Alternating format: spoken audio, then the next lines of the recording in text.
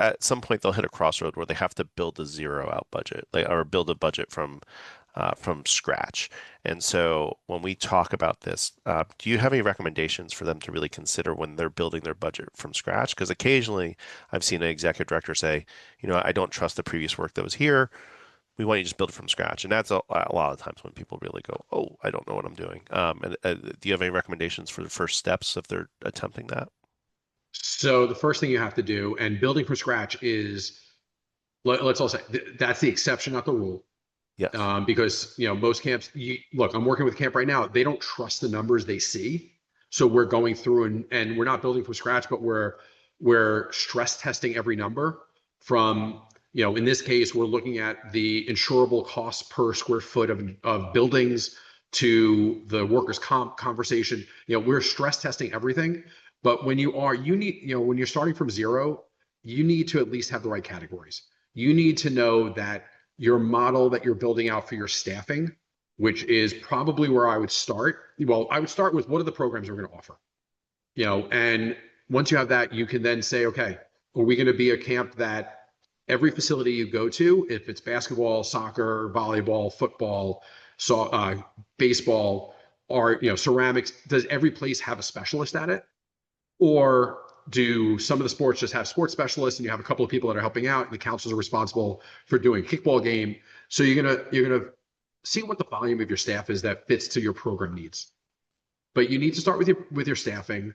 Well, you need to start with your story, then your staff, and then you really just need to start building out by your program and your program costs. Are you in a city or a location that you have to pay minimum wage? Do you know that? Or do you know the answer to that question? We were talking the other day that California is looking at, for overnight camps, they might have to be paying minimum wage 24 hours a day.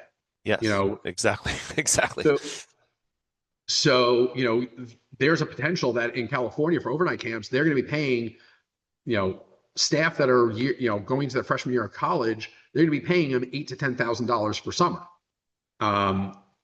Will the camp survive? I don't see how it happens, but you need to know what your rules and your regulations are if you're starting from ground zero. You need to know what you are allowed to spend.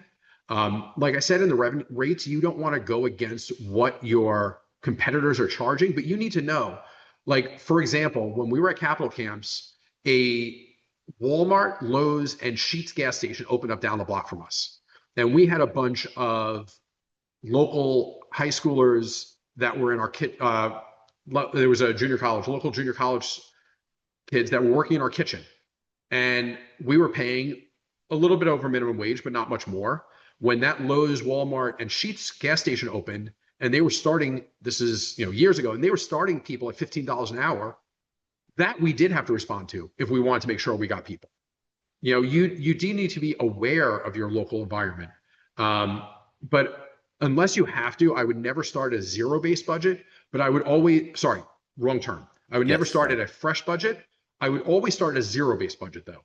I would always start on, here are the categories I spent in the past. I would look at what I spent in the past. I would not just say, I spent $50,000 on arts and craft supplies, increase it by 3.5%. We're going to spend, 51,000 or whatever it is. I would never do it that way. It's always zero-based budgeting. You look at what you budgeted last year. You look at how much you spent last year. You look at what that spend is per camper week, and then you project out what you're going to need for the next year. If you're going to be building a zero budget from scratch, it happens so infrequently. I think it's more important to understand you should be zero-based budgeting versus building from scratch. I know it's a long way to get to the answer of what you were saying, asking. No, exactly. Yeah.